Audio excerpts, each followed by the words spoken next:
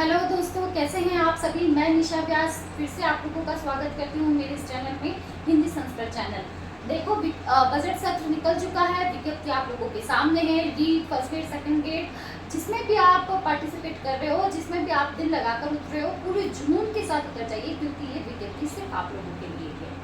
और यहाँ पर देखिए, लघु सिद्धांत कौमुदी संस्कृत व्याकरण का संपूर्ण निचोड़, लघु सिद्धांत कौमुदी के ऑथेंटिक नोट्स जो कि मैंने साफल्यम क्लासेस के ऑनलाइन क्लासेस में मैंने अपने हैंड रिटन लिखे थे, वो सारा कंटेंट मैं आप लोगों को मेरे वीडियोस में प्रोवाइड करवा रही हूँ। कम से कम आप उसको 100% तक देखते हो, लिखते हो और बार बार रिविजन करते हो। आपको इस वीडियो के साथ ही मेरे हाथ से लिखे हुए ऑनलाइन क्लासेस के माध्यम से जो भी मैंने नोट्स लिखे थे, वो सारे आप लोगों को इस वीडियो के माध्यम से मिल जाएंगे। आप लोग देखते रहिए और समझते रहिए। पूरा कंटेंट पूरा ऑथेंटिक कंटेंट है, जहाँ से प्रश्न जरूर बनते हैं और हमेशा कंफ्यूजन रहता है। प्रत्याहार कितने हैं, पाणिनीय शिक्षा के आधार पर वर्णमाला में कितने वर्ण हैं, चाहे आप उच्चारण स्थान से लेकर कहीं पर 7 उच्चारण स्थान है, कहीं पर 8 उच्चारण स्थान है, लेकिन आप किसके साथ जाएंगे। पूरी कक्षा पूरे अंत तक देखिए, वीडियो को लाइक करें, सब्सक्राइब करें, चैनल को सब्सक्राइब करें और इसी तरह मोटिवेशन बनाए रखें। मुझे बहुत अच्छा लग रहा है आप लोगों के साथ मेरी टीचिंग का एक्सपीरियंस शेयर करते हुए। आज का हमारा टॉपिक है, जैसा कि आपको दिख रहा है, उच्चारण स्थान। पाणिनीय शिक्षा के अनुसार कितने उच्चारण स्थान माने गए हैं, यहाँ पर देखते हैं। सबसे पहले उच्चारण स्थान है क्या। उच्चारण स्थान वर्णों की उत्पत्ति कहाँ से हो रही है, वर्णों की उत्पत्ति या प्रकाशन स्थल, जो सबसे पहला प्रकाशन स्थल है उसको ही वर्णों का उच्चारण स्थान कहा जाता है। जैसा कि आप देख सकते हो, वर्णों का उत्पत्ति स्थल या फिर प्रथम प्रकाशन स्थल उच्चारण स्थान कहा जाता है। अब वर्णों की उत्पत्ति आप सभी खुद ये समझ सकते हैं। आप ये सामान्य जनों की, सामान्य लोगों की अनुभूति गम्य है। उच्चारण स्थान सामान्य लोगों की अनुभूति गम्य है। अगर आप जैसे अकुह विसर्जनीय नाम कंठः, अ क वर्ग का उच्चारण स्थान और ह और विसर्ग का उच्चारण स्थान कंठ से होगा, तो आप क ख ग ग ग इनको बोलिए, इनका उच्चारण कीजिए। क्या इसका उच्चारण का प्रथम उत्पत्ति स्थल आपके कंठ से हो रहा है, तो उत्पत्ति स्थान, इन उच्चारण स्थानों का ज्ञान सामान्य मनुष्य को हो जाता है, क्योंकि उच्चारण स्थानों को अनुभूति गम्य माना जाता है। जैसे कि आप प वर्ग बोलिए, प ह ब ब भ म, उ पु पद्यमानम ओष्ठः, उ प वर्ग और उपपद्यमानम, उपपद्यमानम, उपपद्यमानम मैंने पिछली क्लास में भी बताया था कि उपपद्यमानम है क्या, अर्ध विसर्ग जब प और फ से पहले आ जाता है तब वो उपपद्यमानम कहलाता है। प और फ, उ और प फ ब। अब उ का उच्चारण क्या, आप ओष्ठ को राउंड शेप लिए बिना उ का उच्चारण कर सकते हो। क्या आप प वर्ग का उच्चारण स्थान बिना होठों का स्पर्श करवाए, बिना होठों की उत्पत्ति स्थल के आप करवा सकते हो? बिल्कुल नहीं। तो ये सामान्य लोगों के अनुभूति गम्य है, ऐसे ही नहीं बनाए गए हैं। उच्चारण स्थान जो है वो सामान्य लोगों की अनुभूति गम्य है। अकुह विसर्जनीय नाम कंठः, उपपद्यमानम ओष्ठः, ईचु यसानाम तालु, ई और च वर्ग के उच्चारण स्थान में आपके तालु का स्पर्श होगा। और ये सब उच्चारण स्थान है कहाँ, मैंने इस चित्र के माध्यम से पूरा समझाने का स्पष्ट रूप से विवरण दिया है। सेम ऐसा चित्र आपको लघु सिद्धांत कौमुदी के अंदर भी मिल जाएगा, अगर आपके पास अवेलेबल है।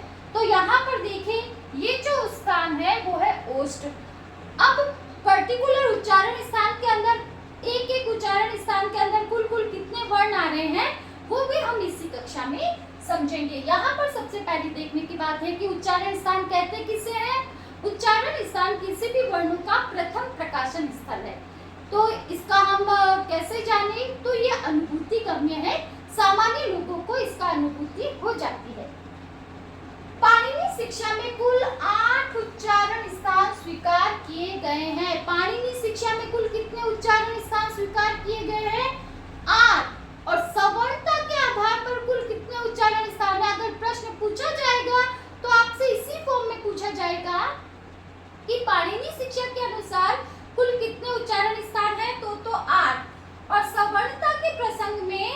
हृदय उरस को स्वीकार नहीं किया गया है, तब वहां पर 7 उच्चारण स्थान स्वीकार किए गए हैं। मोस्ट इंपोर्टेंट प्रश्न है, मैंने अपने फर्स्ट ग्रेड, सेकंड ग्रेड और रीट और के एग्जाम में, रीट का जो फाइनल एग्जाम होता है उसमें, देखिए ये जो वीडियो देखने वाले हैं जिसके संस्कृत सब्जेक्ट है और जिन्होंने रिसेंटली बीएड की है या बीएड की हुई है या पिछले कई सालों से तैयारी कर रहे हैं, तो ये रिलेवेंट टॉपिक है आप सभी का, और आप सभी इसको करके अच्छे से कई तरीके के डाउट्स को क्लियर कर सकते हैं। मेरा पूरा उद्देश्य रहेगा कि मैं आप लोगों के सामने ऑथेंटिक कंटेंट लेकर आऊं। यहाँ पर देखिए, पाणिनि शिक्षा के अनुसार कुल 8 उच्चारण स्थान स्वीकार किए गए हैं। हृदय उरस, हृदय का कहाँ पर है स्थान, ये रहा। कंठ, कंठ कहाँ, ये रहा। तालु, तालु कंठ से जस्ट ऊपर। तालु को दूसरी भाषा में कहे तो काकुद भी कहा जाता है। काकुद लिखा आ जाए तो आपको समझना है तालु। कई बार भाषा चेंज करने पर भी अभ्यर्थी को प्रश्न समझ में नहीं आता। तो तालु का ईचु यशा नाम तालु कह के जब वर्ग का उच्चारण स्थान काकुद लिखा आ जाए और वहां पर आपको कंठ उरस मूर्धा के साथ काकुद दे दे, तो आप क्या करोगे? आपको शब्दावली से परिचित होना बहुत जरूरी है। मूर्धा, सिरस, मूर्धा कहाँ, तालु के जस्ट ऊपर। मूर्धा, इसको सिरस भी कहते हैं। मूर्धा का दूसरा नाम सिरस है। दंत, दंत तो आप सभी परिचित ही है। ईचु यसा नाम तालु और ऋतु लसा नाम दंता। त वर्ग का उच्चारण स्थान आप बिल्कुल भी नहीं कर सकते हैं दंत को स्पर्श किए बिना। त, थ, द, न उच्चारण कीजिए। आप अभी नहीं कर पा रहे हैं तो त वर्ग का उच्चारण स्थान क्या है? दंत। ओष्ठ, उपपद्यमानम ओष्ठ, उ और प वर्ग और उपपद्यमानम का ओष्ठ उच्चारण स्थान है। आप प वर्ग का उच्चारण स्थान बिना होठों को हिलाए नहीं कर सकते हैं। तो यहाँ पर देखिए, नासिका, नासिका यमंगनम नासिका च, पंचम अक्षर जो है उसका उच्चारण स्थान नासिका होगा। अब नासिका का उच्चारण स्थान, नासिका का उच्चारण स्थान यमंगनम, यमंगनम, पंचम जो अनुनासिक व्यंजन है उनका नासिका भी होगा और उनके वर्ग का भी होगा। उनके वर्ग का, जैसे क वर्ग का उच्चारण स्थान कंठ है। अकुह विसर्जनीय नाम कंठः, ईचु यसा नाम तालु, च वर्ग का जैसे उच्चारण स्थान तालु है। तो जैसे क वर्ग का अंग, च वर्ग का या, इनका उच्चारण स्थान क्रमशः कंठ भी होगा और नासिका भी, और तालु और नासिका, कंठ नासिका तालु नासिका, इस तरीके से। जैसे तथा दद न, ऋतु लसा नाम दंता, न का उच्चारण स्थान दंत और नासिका दोनों होगा। तो सवर्णता के प्रसंग में हृदय उरस उच्चारण स्थान का प्रयोग नहीं होता है। हृदय उरस का उच्चारण सवर्णता के प्रसंग में नहीं होता। किसमें नहीं होता? सवर्णता के प्रसंग में।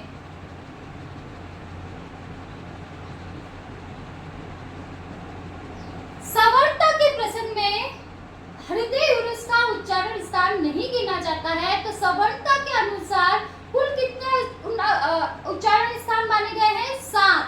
सवर्णता के अनुसार कुल उच्चारण स्थान 7 माने गए हैं। पाणिनि शिक्षा में कुल उच्चारण स्थान 8 माने गए हैं। गाढ़ मान लो इन प्रश्नों को।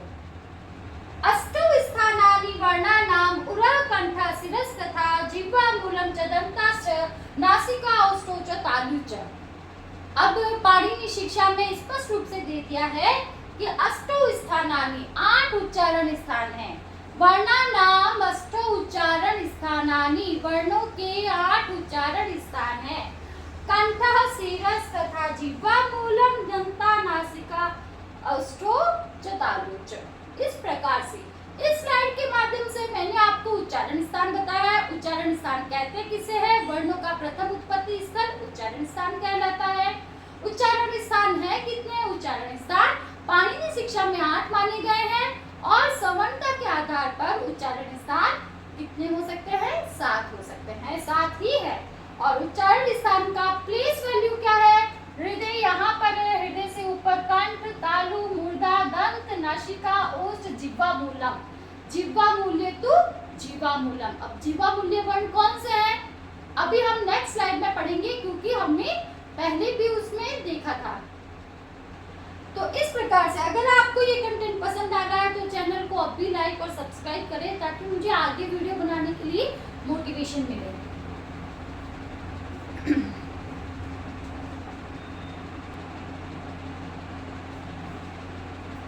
हाँ, आगे चलते हैं अभी हम। अकूह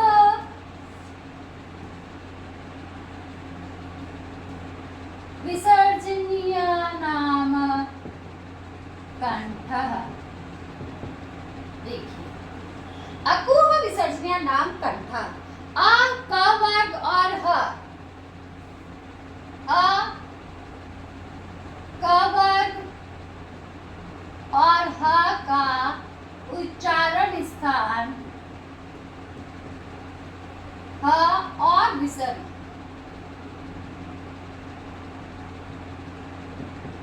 कंठ। प्रश्न देखो यहाँ पर आएगा कि कंठ से उच्चारित होने वाले कुल कितने वर्ण हैं? तो जिसका कंठ उच्चारण स्थान है वो कुल 25 वर्ण है। अब भैया 25 कैसे हो गए? 25 कैसे हुए? तो 25 देखिए कि यहाँ पर क वर्ग के अंदर कुल कितना है वर्ण? 5, ह और एक विसर्ग, 5, 6, 7। ये तो समझ में आ रहे हैं आपको। अब अ के कितने भेद हो रहे हैं? 18। अब अ के 18 भेद कैसे होते हैं? जो अ के 18 भेद होंगे, अ,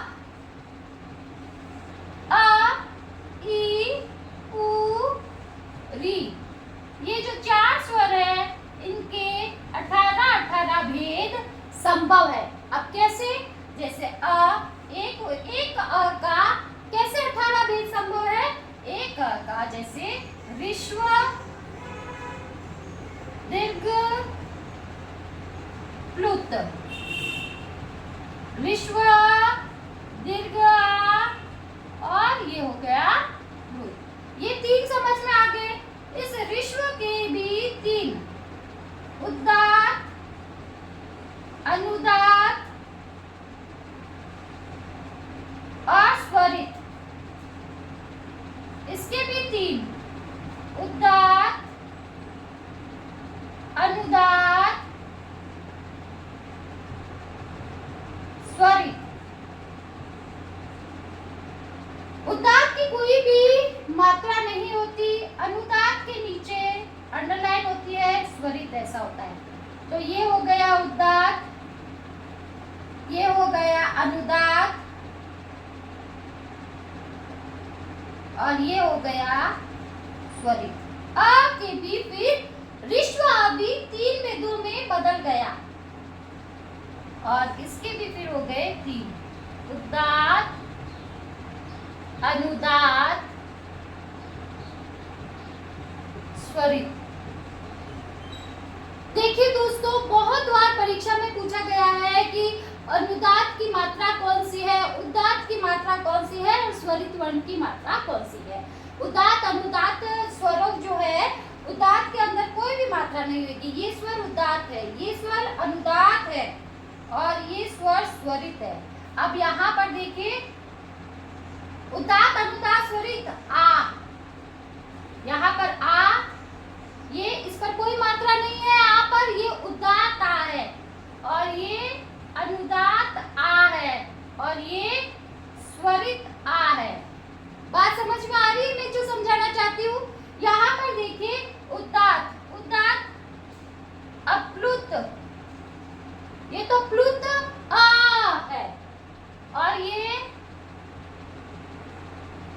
अनुदात्त अप्लुत है और ये स्वरित प्लुत अ है। इस प्रकार 3, 3, 6, 3, 9 भेद हो गए यहाँ पर। अब यहाँ पर इसका भी देखो, 9 के भी अलग अलग 2 भेद होंगे, अनुनासिक और अननुनासिक करके, अनुनासिक और अनअनुनासिक करके, अनुनासिक और अनअनुनासिक।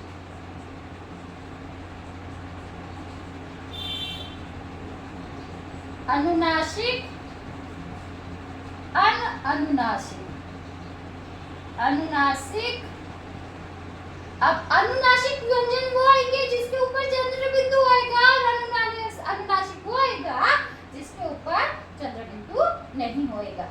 तो अनुनासिक कैसे हो गया?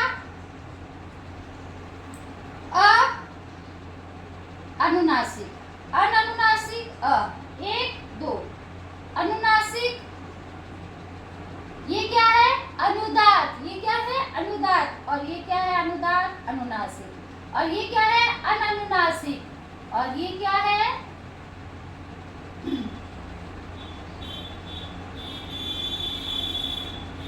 अननुनासिक, अननुनासिक, अनुदात। और अनुनासिक स्वरित कैसे हो गया? अब यहाँ पर स्वरित में देखो चंद्र बिंदु की मात्रा भी होगी और ये भी होगा। और अननुनासिक, अननुनासिक, और ये हो गया यहाँ पर ये प्लुत है, और ये, और इस प्रकार से ये एक के जैसे 6 6 6 18 बेस संभव हो जाएंगे।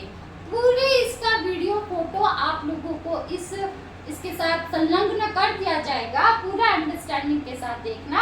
और इस प्रकार से आ के कुल 18 वेद संभव होते हैं। आ के कुल 18 वेद कैसे संभव हो रहे हैं? ऋष्व दीर्घ प्लुत 3 वेद, ऋष्व के भी फिर उदात अनुदात स्वरित 3, उदात में कोई मात्रा नहीं है यहाँ पर, अनुदात में नीचे है और स्वरित में ऊपर, दीर्घ के भी उदात अनुदात स्वरित, प्लुत के भी उदात अनुदात स्वरित, और फिर इसके अनुनासिक अनुनासिक अनुनासिक अनुनासिक अनुनासिक और अनुनासिक उदात अनुदात स्वरित, अ के उदात अनुदात स्वरित, आ के भी इस प्रकार से अनुनासिक और अनुनासिक के 6 6 भेद करके 6 6 6 6 3 18, 6 × 3 बराबर 18, 18 बेस संपन्न हो जाते हैं आवर्ण के। उसी प्रकार ई के भी 18 बेस संभव है, री के भी सवर्णता के आधार पर 18 बेस संभव है, और उ के भी 18 बेस संभव है। तो ये जो भेद की जो प्रक्रिया है वो आगे वाली कक्षा में भी आपको स्पष्ट रूप से समझा दी जाएगी। थोड़ा सा मैं फिजिकल डिसेबल रहती हूँ तो क्लास में थोड़ा सा बंक हो जाता है, लेकिन आप रेगुलर क्लास होगी, आप रेगुलर जुड़े रहिए, रेगुलर आप इसको आगे से आगे शेयर कीजिए जो भी आपके सहपाठी परीक्षा की तैयारी कर रहे हैं। तो ये बात समझ में आई आपको? हाँ, तो यहाँ पर देखिए समझने वाली बात यह है कि मोस्ट इम्पोर्टेंट बात यह है कि कंठ से उच्चारित होने वाले कुल कितने वर्ण हैं? फर्स्ट ग्रेड के एग्जाम में पूछा गया प्रश्न है, फर्स्ट ग्रेड के एग्जाम में पूछा गया प्रश्न है, नेट के एग्जाम में पूछा गया प्रश्न है।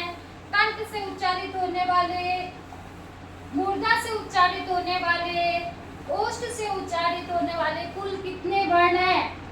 ऑथेंटिक रूप से आपके लिखे हुए नहीं होंगे, आपके समझे हुए नहीं होंगे, आपके याद किए हुए नहीं होंगे, आप नहीं उसका उत्तर दे पाओगे। आपको इसको लिखना भी है, याद भी करना है और समझना भी है किस तरीके से 25 वर्ण कंठ से उच्चारित होने वाले संपन्न हो रहे हैं। तो ये बात होगी अपूर्व विसर्जनया कंठः। और दूसरा आ गया आपके ई चू य सा ना तालु, ईचु यसा नाम तालु। अब ई के भी ई च वर्ग, य और श, इनका उच्चारण स्थान तालु से होता है। अब इसके उच्चारण स्थान में ई के भी 18 प्लस 5 च वर्ग प्लस 1 प्लस 1, और तालु से भी उच्चारण होने वाले कुल कितने हो गए? हाँ, यहाँ पर विशेष बात यह है कि यह जो वर्ण है ये अनुनासिक और अननुनासिक करके 2 वर्ण है, कुल 26 वर्ण है। मोस्ट इम्पोर्टेंट क्वेश्चन है, मोस्ट इम्पोर्टेंट क्वेश्चन। आप लोग थोड़ा सा ध्यान दीजिए कि यहाँ पर, इसीलिए मैं थोड़ी मेरे से गलती नहीं हो जाए, मैं खुद अपने नोट्स की आपके पास ये लेकर ही बैठी हूँ कि मैं कहीं थोड़ी सी भी मिस्टेक्स अगर आपके सामने आती है तो मेरी फॉल्ट होगी। मैं आप लोगों के सामने बिल्कुल भी मिस्टेक्स नहीं लेकर आना चाहती, और इतने महारथी नहीं हूँ मैं भी कि सारा का सारा कंटेंट मैंने मकअप किया हुआ है, कहीं कहीं चूक हो सकती है। जैसे ये अंतस व्यंजन या र ल व, इनके भी क्या होते हैं? अनुनासिक और अननुनासिक करके 2 भेद संपन्न होते हैं सवर्णता के आधार पर। तो यह जो है अनुनासिक और अननुनासिक करके दो हुए। और इस प्रकार से तालु से उच्चारित होने वाले कुल वर्ण कितने हैं? 25, 26, 27, कितने हैं? 26। कितने हैं? 26। याद कर लेना, फर्स्ट ग्रेड में, नेट में ऐसे प्रश्न पूछे जाते हैं। ईचु यसा नाम तालु और अब आ गया रीटू रसा नाम मुर्दा। रीटू रसा नाम मुर्दा। प्रश्न यहीं से ही आएंगे। इस कंटेंट को मैं आपको ऐसे ही भेज सकती थी, पीडीएफ पे समझा सकती थी, लेकिन मुझे ऐसा लगा कि ये यहाँ पर एक्सप्लेन करना बहुत जरूरी है। अब री के देखो सवर्णता के आधार पर 18 भेद संपन्न हुए और टा के कितने? टा वर्ग में 5 है। टा वर्ग री, टा वर्ग और रा के भी 2 भेद संपन्न है और श एक। री, ट वर्ग, र और श, इनका उच्चारण स्थान को क्या है? मुर्दा। और यहाँ पर देखिए, हाँ, य व ल का य व ल ही य अनुनासिक और अननुनासिक, व अनुनासिक अननुनासिक, ल अनुनासिक और अनुनासिक। अब यहाँ पर 18 + 7 करके या तो देखो 27 वर्ण हो गए, ठीक है। और सवर्णता के आधार पर री और री को एक ही मान लिया जाए, री और री को एक ही मान लिया जाए और इसके 30 भेद करते हैं तो 30 या तो 25 और या फिर 37।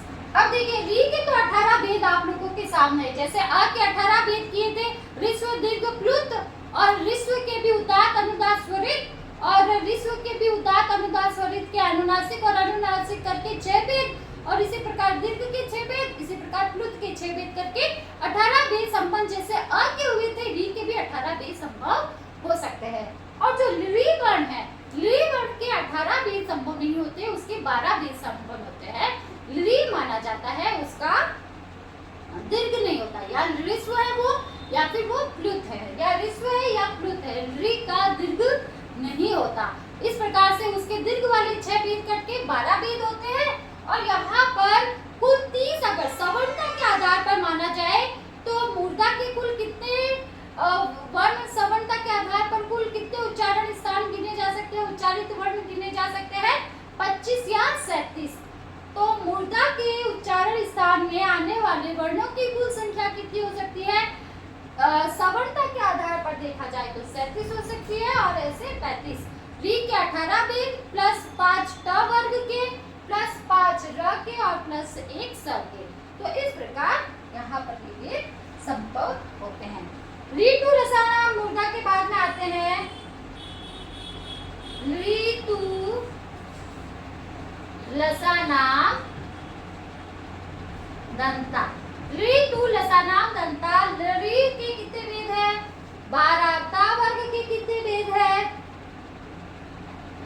ता 5, ल 1, ल 2 हो सकते हैं। अनुनासिक और अनुनासिक करके ल 2। स ऋतु रसानाम दंता।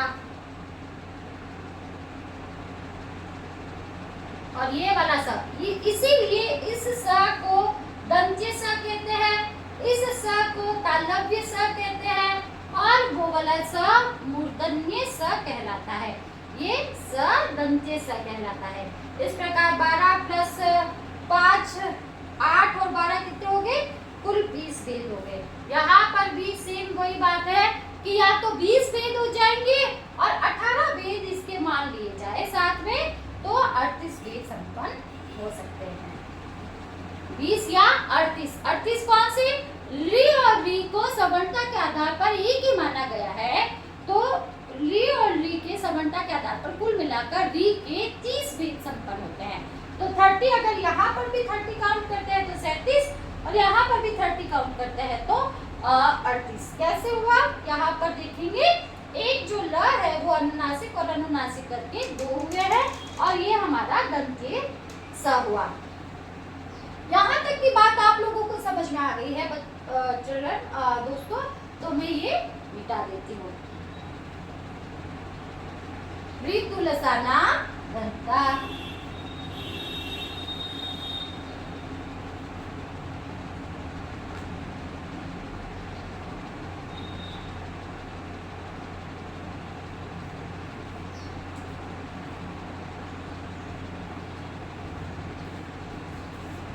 उपपद्यमानम् ओष्ठः। उप उ प वर्ग उ के 18 वेद प्लस प वर्ग के 5 और उपपद्यमानम्। उपपद्यमानम् कौन से हो गए?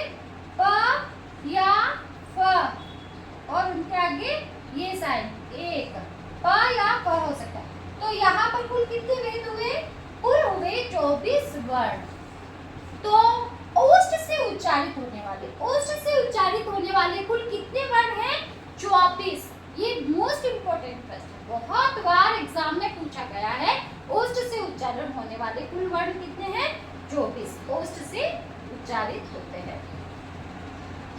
ओष्ठ जिनका उच्चारण स्थान है।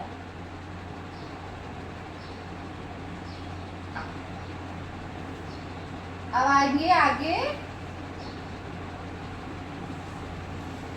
यमंगलम नासिका च। यमंगना नामा नासिका च। अब च का यहाँ पर क्या आया है? इस च का यहाँ पर क्या तात्पर्य है? यानी कि अनुनासिक व्यंजन अपने वर्गों के साथ साथ इनका उच्चारण स्थान नासिका भी होगा। इस च का ये तात्पर्य है। अब जैसे यह है, यह का उच्चारण स्थान च वर्ग किस में आ रहा है? तालु। तो यह का तालु प्लस नासिका। म का पाफा बाबा म। उपपद्यमानम् ओष्ठः। तो प का ओष्ठ भी होगा और नासिका भी होगा। और अंग, अंग का कंठ भी होगा और नासिका भी होगा। ण, ऋतु रसाणाम मूर्धा। ण का उच्चारण स्थान मूर्धा भी होगा और नासिका भी होगा। इन पांच इनका क्या क्या होगा? ये भी होगा और ये भी। और यहाँ पर म का उच्चारण स्थान, म का उच्चारण स्थान उपपद्यमानम् न।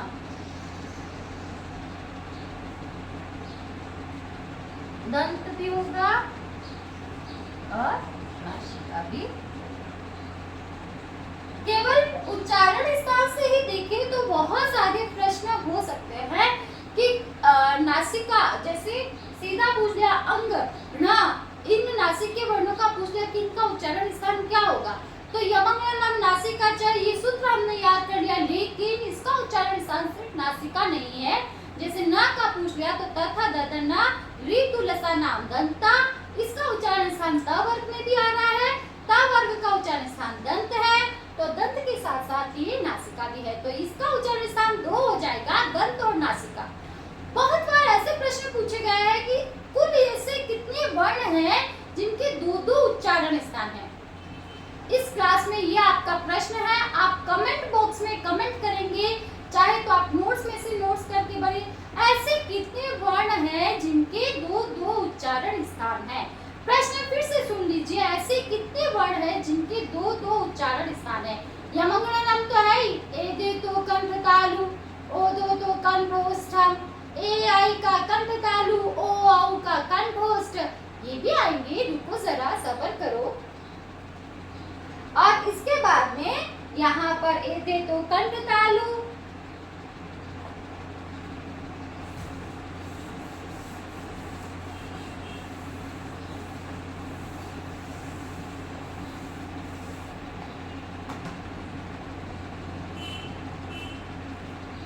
5वें नंबर पर आएगा